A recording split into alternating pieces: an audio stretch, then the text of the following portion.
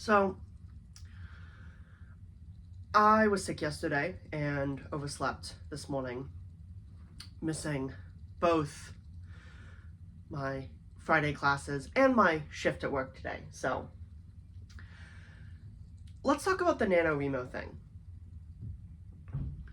For those who aren't aware, the National Novel Writing Month organization, aka NaNoWriMo, or NaNoWriMo, depending on how my mouth decides to pronounce things, obviously. Funnily enough, the class I missed yesterday, communications class. But NaNoWriMo recently put out, let's actually take a step further back. What is NaNoWriMo, the National Novel Writing Month, and the organization attached to it? NaNoWriMo was set up a while ago. Date may flash on screen if I give a fuck enough when editing, or if I remember when editing to add it, as essentially a way to gamify the novel writing process. You set a goal of writing a 50,000 word novel in 1 month, specifically the month of November, so 31 days. It breaks down into a couple of goals depending on how you want to run it. Genre is pretty much completely open. You can do anything from your super generic, like YA adventure story, all the way up to your super hardcore dark fantasy fairy erotica, and it is pretty much exclusively set up for novice, amateur, non-professional writers. I'm not going to use the term non-professional throughout this, just because I don't want it to seem like, one, professional writers are inherently better than non-professional writers, and also two, I don't want to make it seem like these aren't people who are making money from their work. When I use the term professional writer, I generally want to use that to refer to people who are not only writing, but they're making money from that writing. I consider myself, for example, a semi-professional writer. I do write, I do not earn money for all of my writing. If you want to help me on my quest to become a professional freelance writer, Substack down in the description. I actually wrote up a whole thing about this about a week ago, when the story was a little bit fresher, and I kind of just got out my thoughts in a very ad hoc, haven't really thought too much about this. I've seen one video where someone explained it, and I read over what I could from NaNoWriMo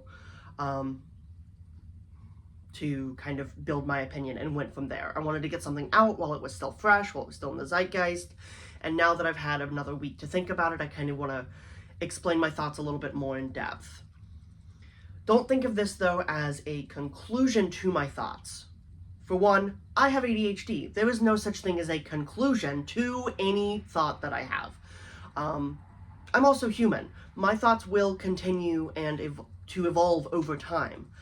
I have a video idea that's been kicking around on my Scratchpad document in Obsidian for a while, talking about AI writing tools back when they were a little bit more fresh, and thinking about it in terms of how it affects the way that we write, which I kind of want to step on a little bit here.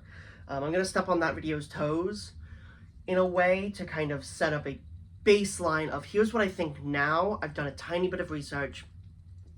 So if the Substack newsletter post that I wrote was step 1, this is step 2 to probably another Substack post, and then a full video, which is much better research, much better put together once I have everything done. So,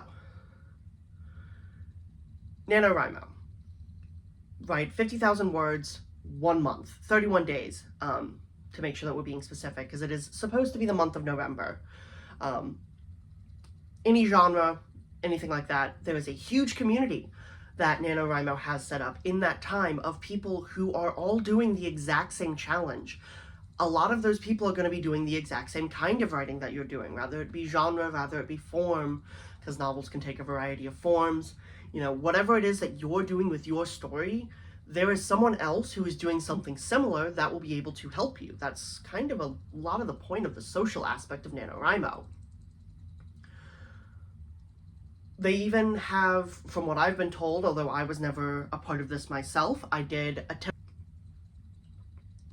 So, but I've never taken part of in any of the like officially set up and organized things like the summer camps that, according to Crowcaller in the video that I'm going to use the cowards they, as I did in my Substack article, because I cannot find anywhere online that they have shared their pronouns.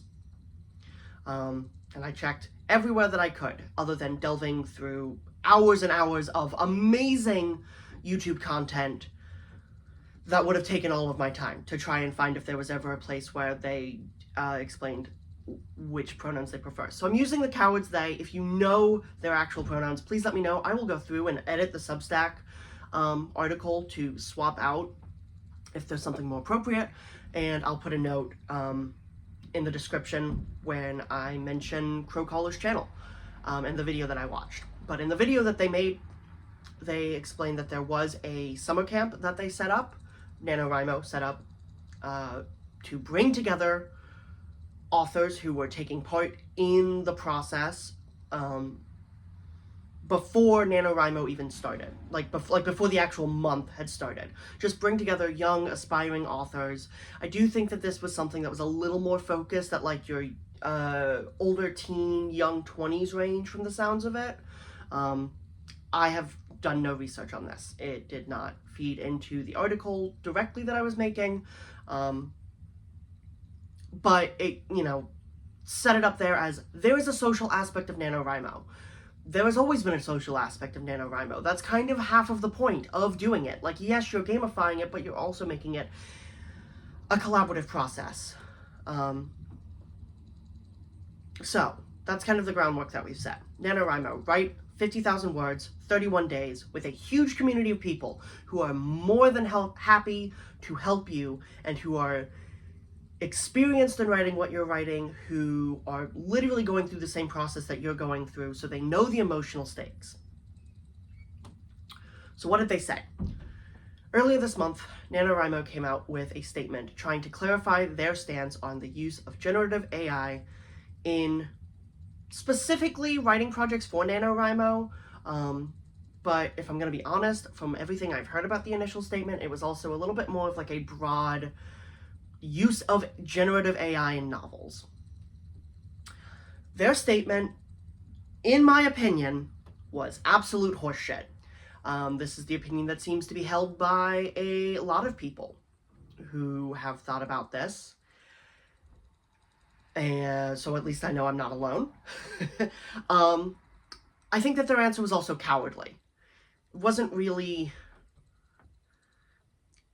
necessarily clear what they were trying to say, but if you really look at it, it's kind of clear that they're trying to say that they do support the use of AI in projects, but they don't want to say that because they know that it's a very tricky spot right now in AI ethics. The reasons that they cited for supporting, but also not supporting the use of AI writing tools was to help disabled writers and to help impoverished, poor, low socioeconomic status writers. I am both of those things. I have quite a few disabilities, most of them all hidden disabilities, so it's not really something that you can tell just by looking at me, but if you talk to me for long enough, especially if it's in a situation where I'm standing or moving or doing anything where I have to be in one position for a long period of time, I say kind of flexing my knees right now to make sure that they're not locking, and maybe you can hear them snap, crackle, and pop. But I like this background too much. I love this print, so I want to have this print in the background of my videos as much as I can. But to boil down my disabilities for the point of making it clear where my perspective on this is coming from. I have, as I mentioned, ADHD. This makes it very hard for me to sit down and focus on long-term projects. Something like a 200-word short story that I forgot about until literally the day of the deadline, I will bust that out and I apparently will win first place. Getting $25, which is literally the most money I've ever made from my writing. So when I say that I'm semi-professional because I make money from my writing, no, I have made at most $25 from one single piece of writing. That is up on my Ko-Fi if you wanted to go take a look at it there. It is available for purchase. I believe that I set it to pay what you want. So you should be able to just go and whatever money you want to throw at me, once again, please. Gotta buy gas. So, I also have a chronic pain condition, which will make sitting down and writing especially painful. I have hyperextension in my hands that leads to a lot of chronic pain, and also probably my wrist. Current thought is that I have hypermobile EDS. Currently on a massive go around with a local rheumatology office to try and get in to see someone, which is probably going to be an extremely long process if everything I know from other people who have been diagnosed with EDS from this office are even aware. Like, everything that they've said is that it takes forever and that it kind of sucks. But at the very least, if I don't get an answer of this is exactly what's wrong with you, I want to talk to people who have experience and expertise and try and find out ways that I can at least accommodate my body without doing more damage. So yeah, writing and typing is particularly hard for me though, because of the hyperextension in my fingers. I had a job full-time for about almost 2 years, almost exactly, it was 1 year and 11 months. That I was at this job. That was a call center job. I was sitting down all day. I was typing most of the day, and that sucked. Physically, like that sucked. I felt horrible. The job was very bad for me as someone who also has an auditory processing disorder. It was very exhausting to sit and to have to listen to people talk and understand what they're saying for long periods of time. But also, my hands and my wrists were in the worst shape of my entire life. Any strengthening exercises that I was doing were not enough because I wasn't able to strengthen enough given the amount of active pain that my hands and wrists were in. I have, since leaving that job at the beginning of last year, tried to work on doing some calisthenics and some strength building things in my hands and wrists to try and help. I have found that tends to be something, it's, something that can help with my chronic pain, but it is not going to be a solution to my chronic pain in any way, shape, or form. It is a thing that I can do to try and help. So, yeah, I'm a disabled writer. I am kind of part of the exact audience that they're looking for. I'm also low socioeconomic status, partially by choice. I grew up economically disadvantaged. My parents are now in a place where they're fairly comfortable economically, but I've also moved out of the house solely to me wanting to have my own space. It was not at all due to any family problems. I love my parents. They're fantastic. They would invite me back with open arms anytime if I needed to go back. But I also, made $7,500 total in 2023. That sucks. I'm also a college student, and I'm having to pay for school, and last year was the first time I ever had to take out loans.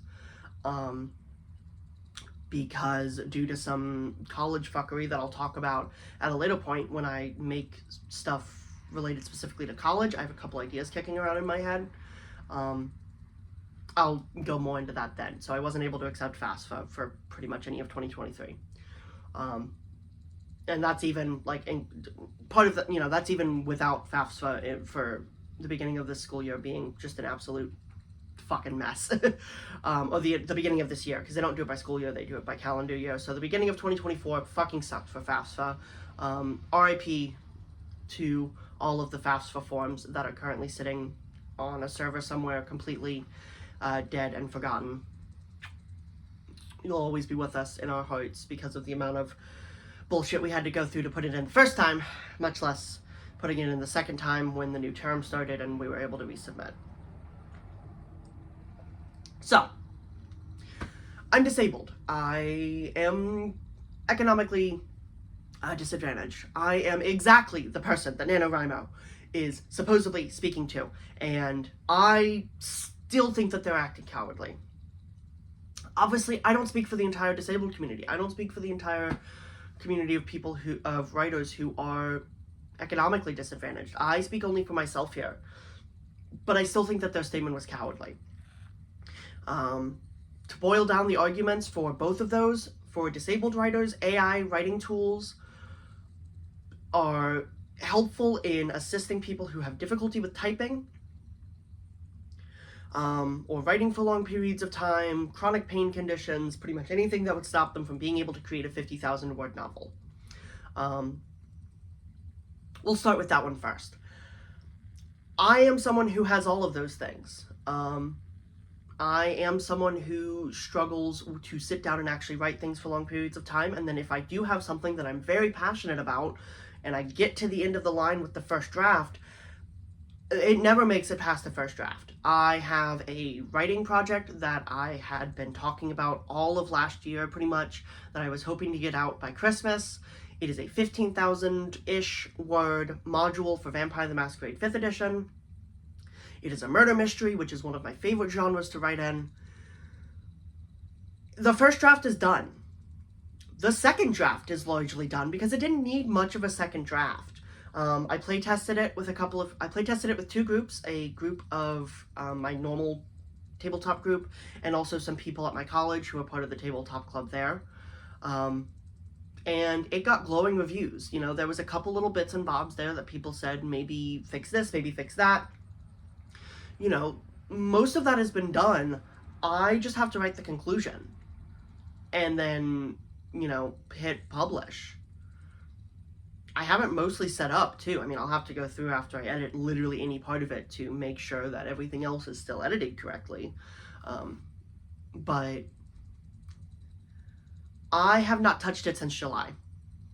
Why have I not touched it since July? Well, because the dopamine in my brain isn't there. And I am now recently being medicated for my ADHD, something that is also, once again, it's on the list of things to talk about.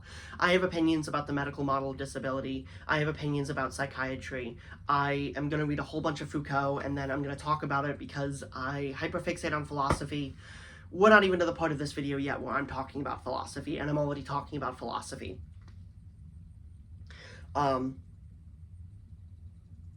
So, I should be the exact person that NaNoWriMo is talking to on this. However, I also know that there are better accommodating tools for disabled people out there that they could have recommended. If you are someone who struggles with typing for long periods of time, speech-to-text dictators have existed for a very long time, and they get better constantly. There are some that are expensive, there are some that are free. They are absolutely, you get what you pay for, to an extent. There are none that I can openly recommend because I have not used any of them. Personally, because of the ADHD and the way that I work when I'm speaking out loud, it just wouldn't work for me. It would require so much editing to go back through and fix. But if you are someone who can speak your book out loud, like an audiobook, or even if you're someone who can mostly speak your book out loud like an audiobook and then go back in later and take out all of the extra bits that you don't need, those tools are fantastic. There are already, if editing is a problem, you don't need technology to edit. I mean, obviously there's things like spell check. I use spell check all the time. Even as an English major, I use spell check all the fucking time. And yet, if there's ever something that I need to have edited and I want to see where the flaws in an argument that I'm making are or anything like that, I hand it off to another person. I would never consider handing it off to an AI writing tool. Why? Let's talk a little bit about how AI writing tools work. I'm going to steal a lot of this argument from the Crow Caller video that I watched, but essentially think of quality of writing like a bell curve. You have on one end of the spectrum really good writing. On the other end of the spectrum, you have really bad writing. Obviously, quality is considerably more dynamic than that. It requires a whole extra slew of things. I would never, in a real in-depth, detailed description of something, describe it as purely good or purely bad. But on all of the levels that you judge quality of writing by, there is a bell curve that goes from really bad to really good. Most things are going to lie in the middle. That is a fact of averages.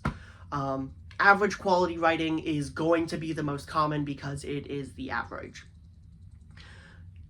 If you are in a university setting, your bell curve is going to slide up a little bit comparatively, but if you address the fact that you are dealing with people who are more skilled writers, it is going to immediately write itself. It just depends on what you're grading on. If you're grading on normal, average, everyday writing, right down the middle, there is going to be much more average writing than there is piss poor or next great American novel level. What AI writing tools do is they look at all of the writing samples that they have been offered, which are usually stolen. Actually, not usually, they are stolen. Like, every AI writing tool out there that I am possibly aware of, which, given that I am an English education major with a bunch of friends in computer science, I keep an eye on AI a lot. And even if I didn't keep an eye on it, my studies would force me to, and my friends would probably bring it up. So, what AI writing tools do is they take all of that stolen work that they have been gifted by the developers, they look through it, and they basically play a game of what are you expecting to happen next. There is a problem that kind of addresses this exact issue. The name sounds a little iffy, so if there is a better name to use for this problem, I am sorry. I am not a computer science expert. I am an English major with an iPhone and opinions. I should be using my iPhone to hold my lav mic right now, but I have ADHD and I've lost my lav mic. So I'm using my phone as both the camera and the microphone. Rest in peace, whatever's left of my memory card. Also, goddamn, this is going to have to be cut down a lot because I'm currently looking at 24 minutes and 23 seconds. It's basically playing the, I believe the problem is called the Chinese room. Essentially, how you have it set up is you bring a man who only speaks English or any language other than Chinese into a room. You sit him down. You give him a book that basically explains if this, then that. It is an if-then statement. If X Chinese character appears, most likely you are going to use Y Chinese character. This is your very basic beginnings of an algorithm. And then you hand him a letter written exclusively in Chinese. And you say, write what you think would be a good response to this. He only has the book. He has no understanding of Chinese, so he goes and he does all of his if-then statements. He gives you the letter. The letter fucking sucks. So you say, no, do it again. He goes and he tries to do it again. Things change a little bit this time. Over time, not only do the letters improve, the rule book has also changed. Because every time he goes back and he makes changes, any change that he is told is correct, he adds to the rule book. So he says, okay, if XYZ, then ABC is correct. So he puts that in the rule book. If these characters show up right next to each other, then make sure these characters show up afterwards. You're playing a game where you're trying to guess what the next word is going to be. That is what AI writing tools do. So you take, and once again, we're thinking about this as an average. Most writing is average. It's a fundamental fact of writing, at least, probably math. Not a math person, just an English major. So if you feed it work that is mostly average, it's going to take that whatever work it does and try to make it mostly average.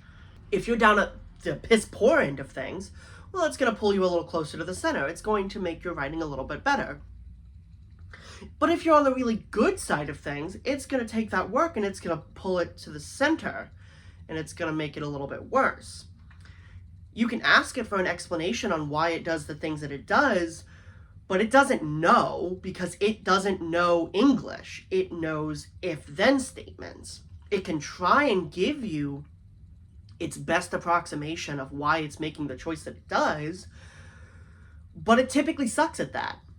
If you have beautiful artistic language that is not conventional to the way most English is written, it's going to take your beautiful artistic language and scrape off all of the veneer to make it more average. This can also mean that work that is on the piss poor end of things, that is brought towards the middle, loses the things that are good about it, therefore in a way making it worse in many regards. Like, there are some things that it might make slightly better. It might help you think about word order better, or it might help you think about plotting. But at the end of the day, it's taking all of the things that make it uniquely yours.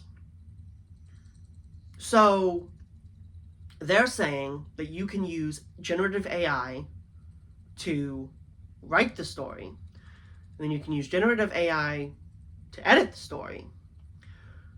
Two problems arise here. One, that story's gonna fucking suck. It's not gonna suck, it's gonna be average, and it's probably just not going to be very compelling. It's going to be very boring in a way that AI writing kind of inherently is. I have read a lot of essays from people who are it's very obvious that it's AI generated. In just my short time in school, when we do peer review stuff, you can tell if someone's gone in and doctored work with AI, you can tell if someone's had the entire thing written by AI. It's very obvious when people's writing has been doctored, changed, amended by AI, because it just becomes less specific. It makes it more average. You can go and have all of the quotes that you need from all of your sources, and okay, great, it put in the quotes that you went in and you put in the quotes that you needed. The argument that AI made using those quotes sucks, though, because it hasn't really read those arguments. It's read the individual words, maybe the groups of phrases, depending on the way that it tokenizes, but it's not read the argument. So it doesn't really know what you're trying to say with it. Ma'am.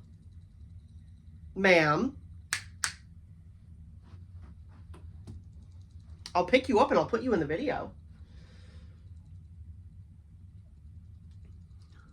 So, that's problem number one. Your book is probably going to be very average, or the AI's book is going to be very average. Problem number two arises where if AI is writing and AI is editing, what am I doing? I'm prompt engineering? That's kind of nothing. So I've not really written a book. I have written some prompts into ChatGPT or Pro Writing Aid, and I've turned in something that a Word document I've barely touched.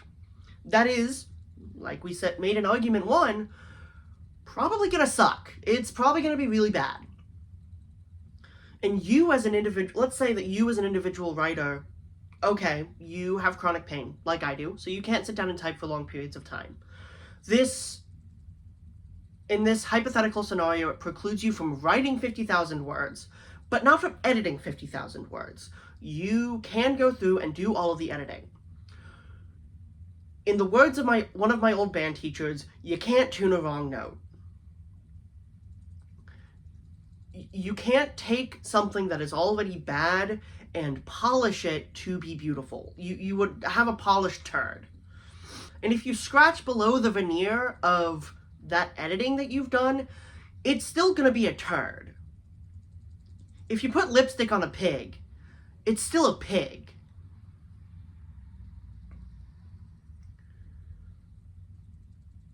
So, that's kind of the conclusion of the first bit.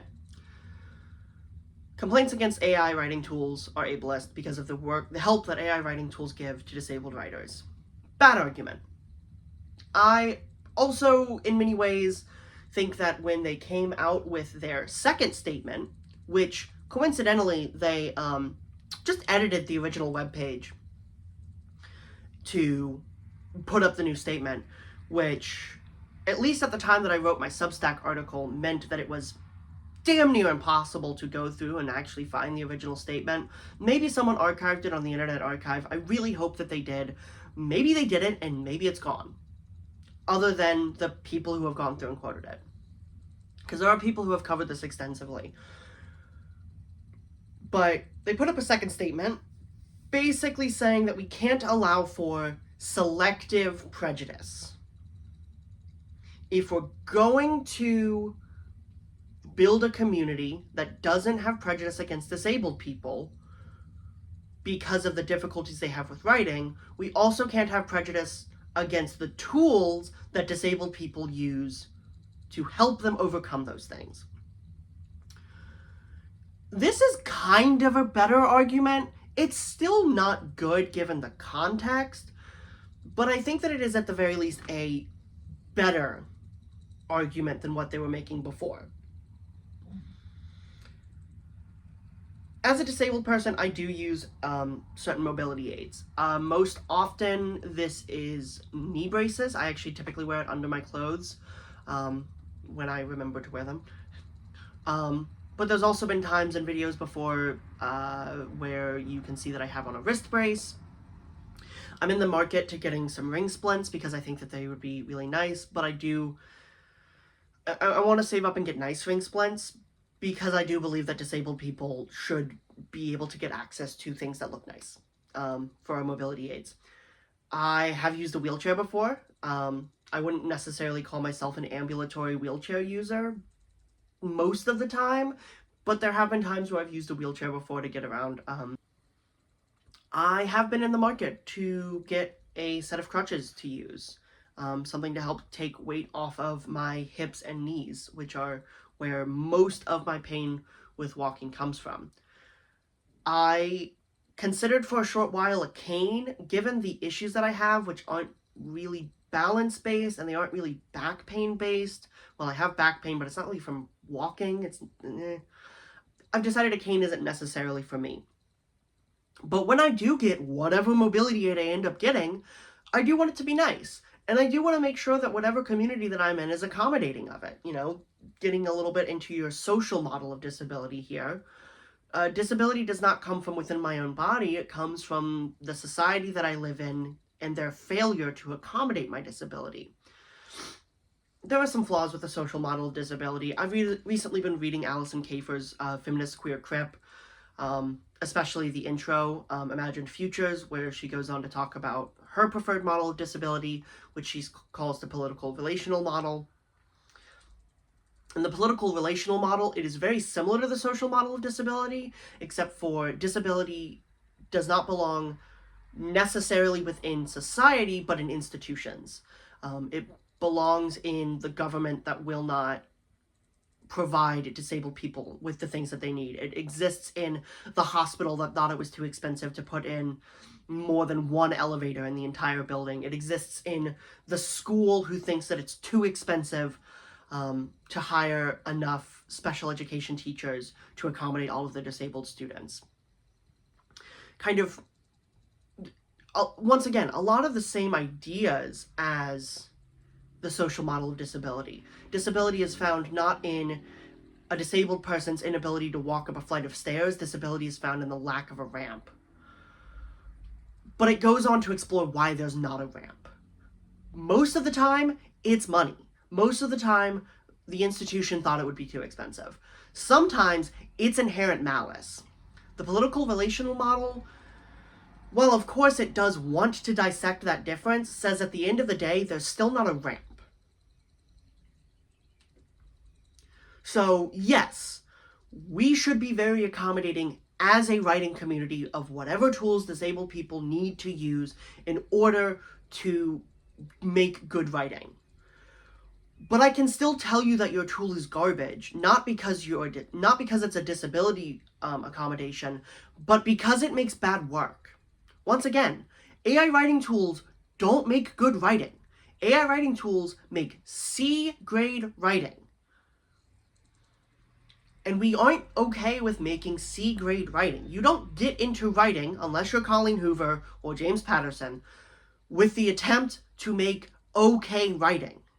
You get into writing because you want to write. You want to tell compelling stories. Disabled people also get into writing for the same reason. We want to tell good stories. AI writing tools are not how you're going to do that. You cannot put lipstick on a pig and expect it to become a beautiful woman.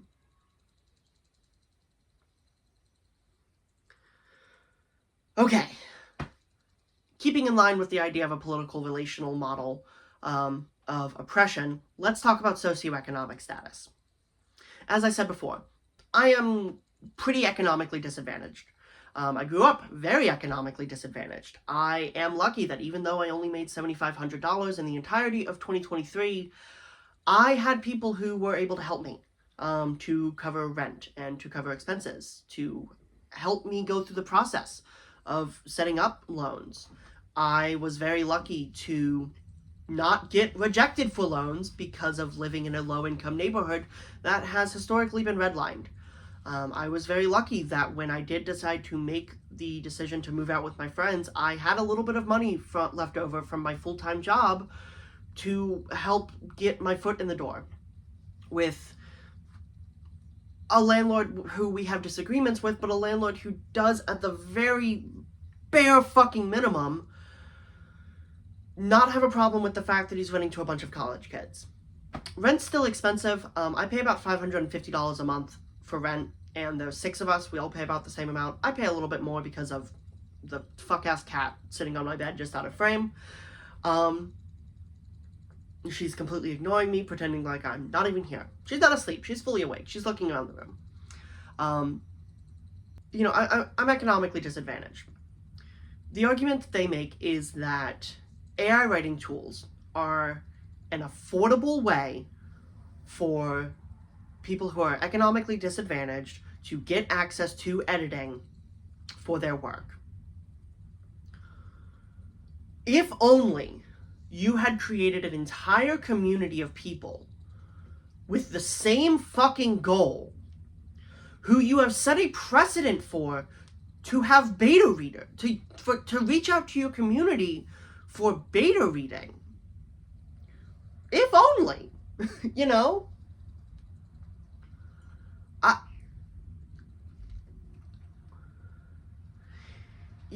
a political relational model of, let's say, poverty does not exist within the individual. Poverty does not exist within society as a whole. Poverty exists within the political institutions that maintain poverty.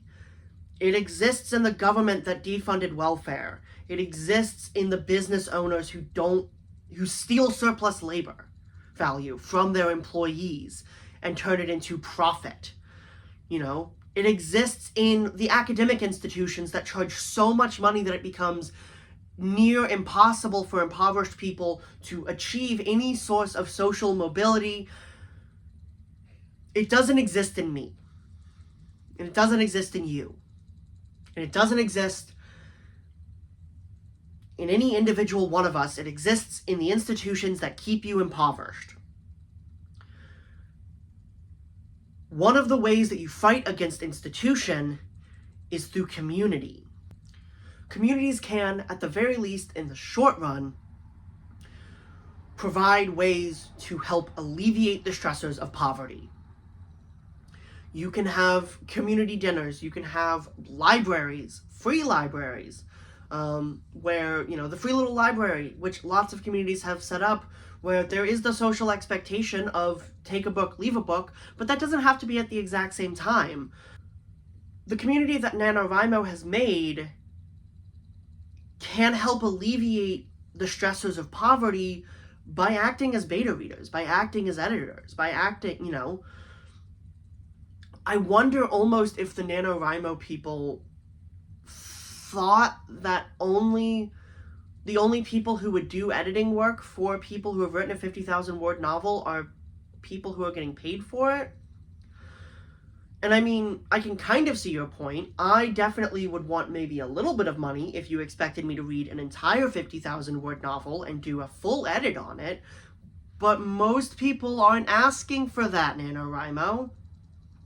And if people are asking for that, your community can step in and say, hey, this is what's generally expected if you're asking people to do 50,000 words of editing.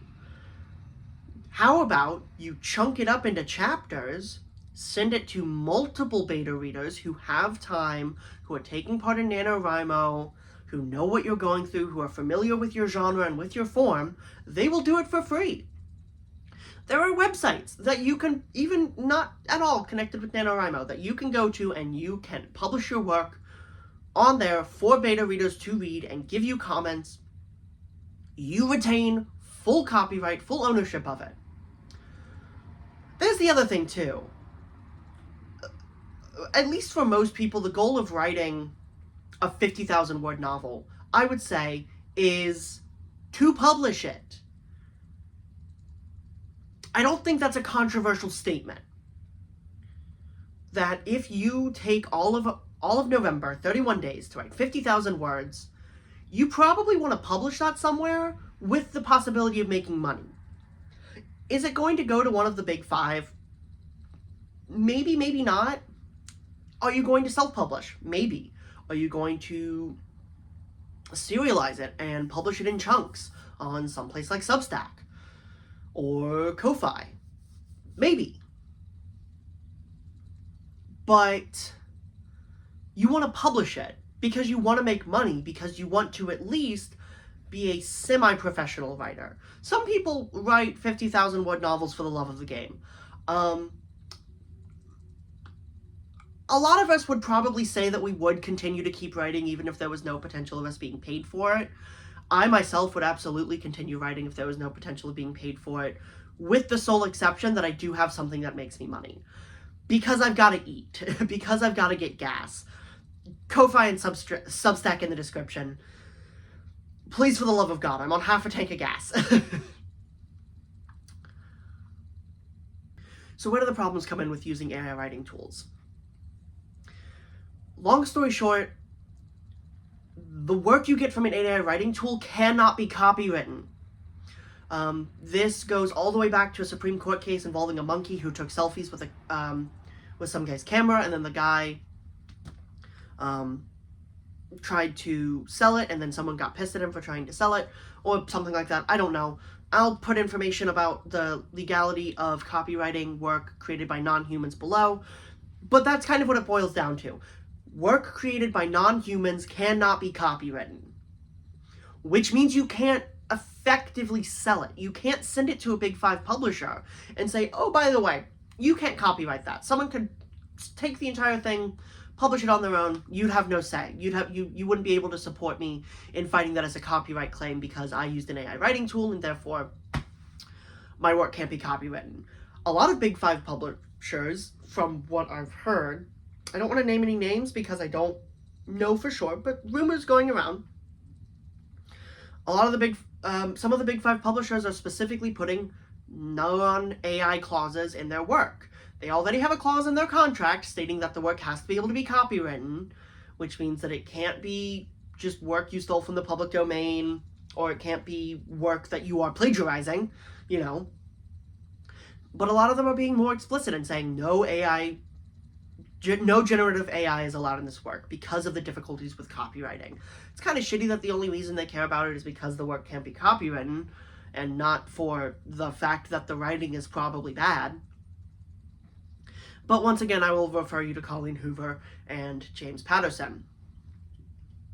Or James Patterson's ghostwriters, at least. Which, hey, you know what? If you're getting paid boatloads of money to write a piss poor novel and then, you know, you don't really have to put that much effort into it and it can just be formulaic as fuck, make it be formulaic as fuck. Like, copyright, like, that sort of work, 100%. I got you, bro. I ain't gonna say shit. I got you on that. But, you know, the work, if you are economically disadvantaged, you probably work a lot. You probably have other things that you're worried about that take away from the time for you to work on your 50,000 word novel. 31 days is already a lot if you are spending all of your free time writing. Unless you are Stephen King or Brandon Sanderson or on coke, like Stephen King used to be, 50,000 words is not going to be an easy task for anyone to complete in 31 days. Not if it's going to be any good. You know, even if you hit your writing goal every single day, you're probably going to have to go back and take out a lot of those words the next day when you come back and reread it and realize that nothing makes any fucking sense. So, how does this affect poverty? If you're impoverished, you have less time to write because you're working probably at least one, if not multiple full-time jobs. Or you're doing something that blocks you from being able to work a full-time job. Or you're disabled and can't work a full-time job, which is what is part of the thing keeping you in poverty. Substack and Ko-Fi in the description. So you can't dedicate all of your time or so much of your time to a 50,000 word project that you won't be able to sell, that you won't be able to make money off of. So, that's the argument. That's what NaNoWriMo is saying. Essentially, disabled people should be allowed, you know, AI writing tools should be allowed because it gives disabled people a tool to use to accommodate their disabilities, and because economically disenfranchised people like myself can use it to get affordable access to editing. Both of those arguments are bad. I have outlined very clearly why I think both of those arguments are bad. I also think that they are cowardly. Why do I think they're cowardly? Well, for one, they several times throughout the initial statement, and then basically the entire time throughout the second statement that they replaced the initial statement with, said that they do not support or condemn the use of AI writing tools. You don't collect myself. You don't make a statement to not take a stance. You could have said nothing. That would have been more neutral than saying something. By saying something, you take a stance on it. Consciously or not, let's say the poor intern that they had write that up legitimately did not have any serious stance one way or another on the use of AI writing tools. NaNoWriMo themselves, no stance whatsoever on the use of AI writing tools. Although I believe that they do, and I'll get to where I believe that this stance comes from in a moment. So, you go through. Okay, you write it. You release it. You have put in there, consciously or not, a little bit in the word choice that you use, and the word choice, the editing that's been done, the way that things are framed. You slant the writing. You slant the opinion. And yes, you can try to equally slant things so that you are really, truly not being for or against something. This is a very hard skill to master. And it's also something that NaNoWriMo, at least to the extent of what I've been able to get of the original statement, doesn't make any sense. It's not an argument that they were making. Because one thing that you have to do for slanting for and against to get a balanced argument is present both arguments. In all of the coverage I've seen of the original statement, in the second statement that I was able to get access to when I wrote my Substack post, in all of the work that they've released kind of related to it since, they never showed anything on the side of condemning AI writing tools. They only showed things supporting AI writing tools. Which means, regardless of what they actually believe, whatever's in their heart, that statement supports the use of AI writing tools. Point blank, period.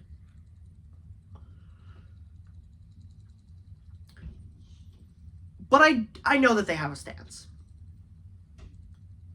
I know that they have a stance on it. Because if they didn't have a stance on it, they wouldn't really care that people are upset about it, about what they said. They would have said, oopsies, yeah, we should have added more things opposing AI use.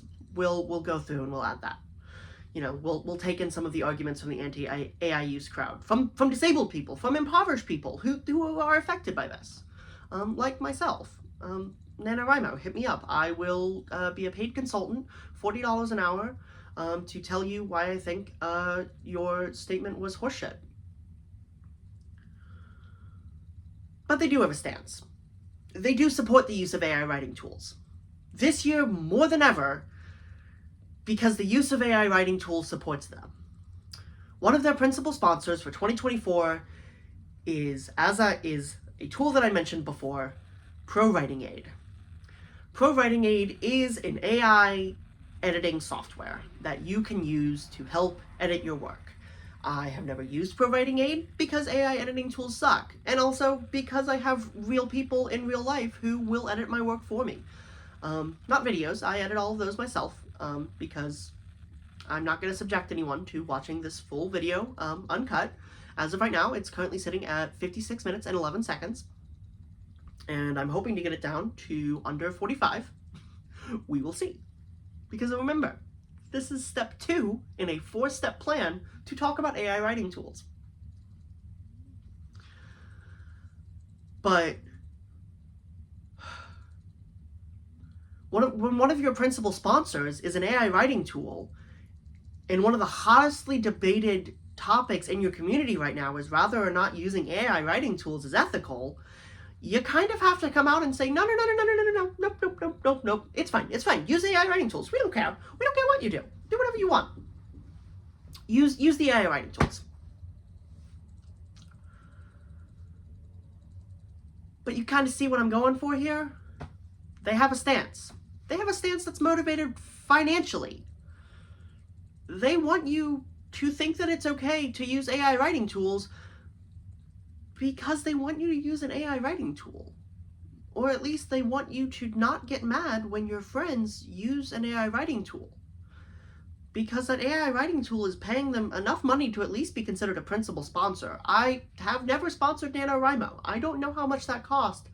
They're a nonprofit organization who all of their stuff has to be released at the end of the fiscal year. I will be very interested to see what amount of contribution ProWritingAid made to NaNoWriMo when those have to be released. In fact, they may have been released already and I just haven't found them yet. I'm going to put a smash cut here, if I do find that, to editing me, telling you how much money NaNoWriMo got from ProWritingAid. If nothing happened, then I couldn't find it. I have stuff to do this evening. My watch is dead. I have stuff to do this evening, so I can't spend all day researching this, and I want to get this out before I go out this evening and get absolutely shit-faced, because I know that I'm not going to want to edit this tomorrow, so.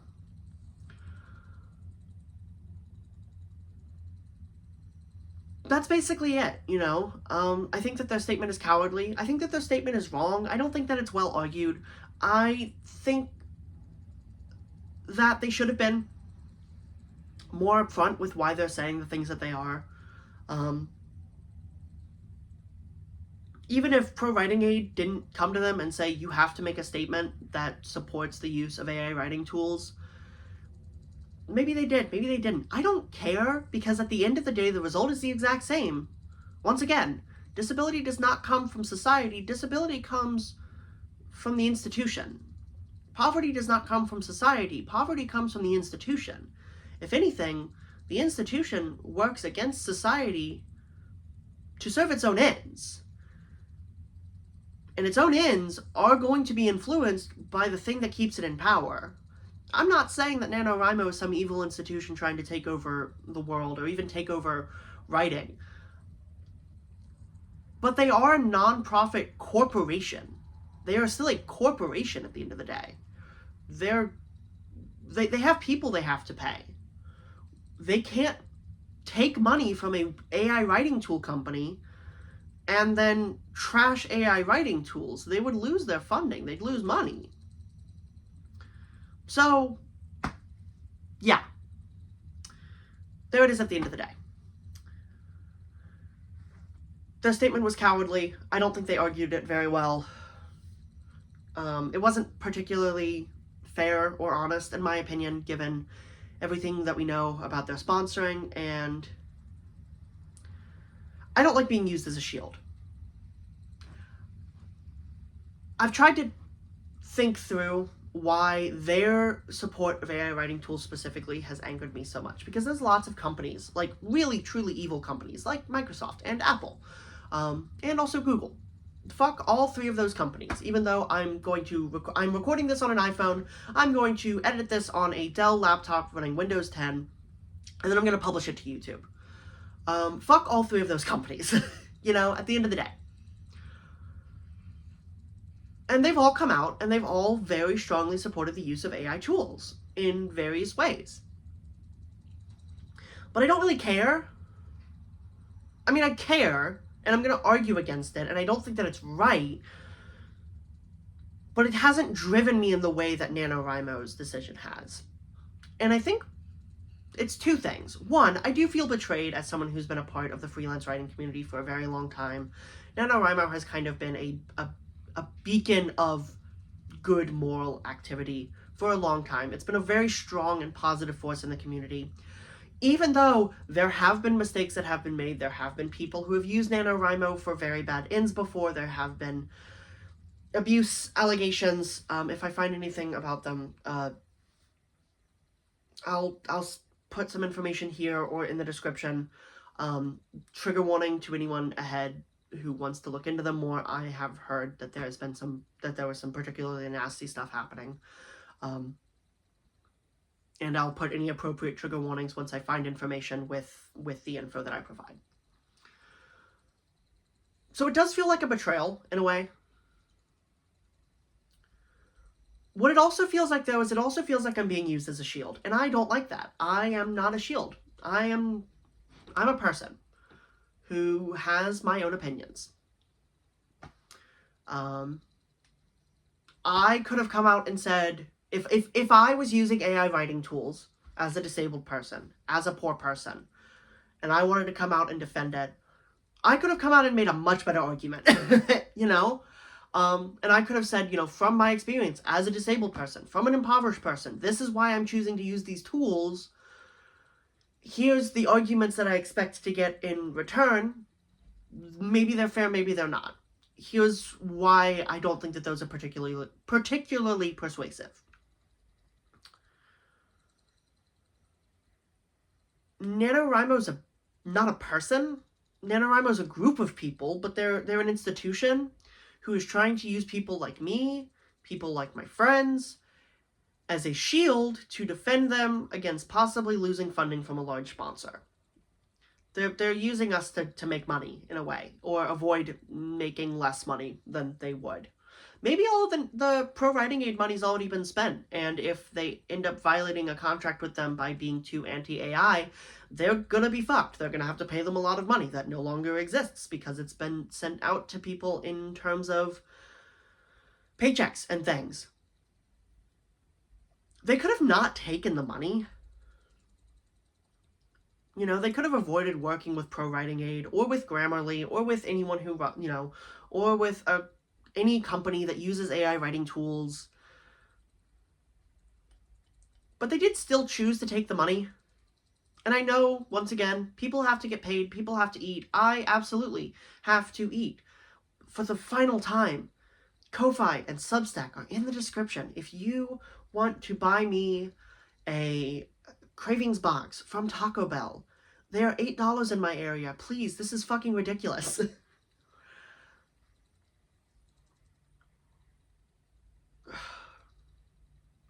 I feel like I'm being used as a shield to defend their bad actions. And I don't like that. And the other disabled people who I know and love have also expressed they don't much care for that either.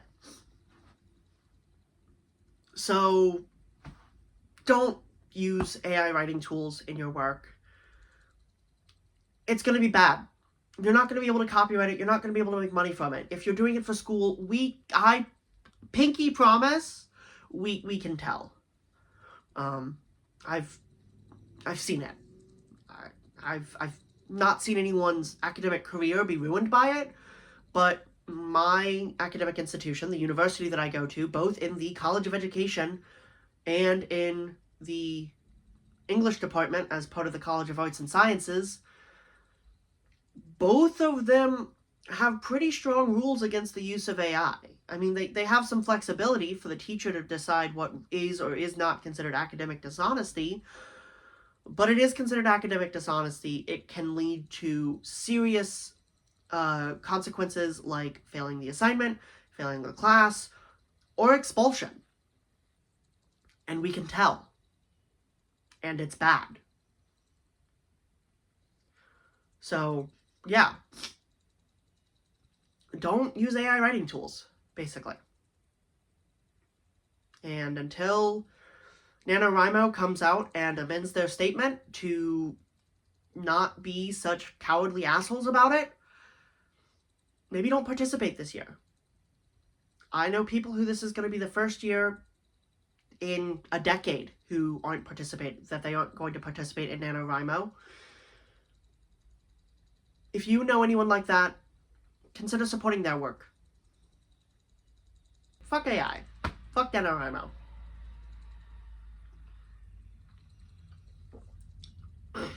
Fuck, this is cold.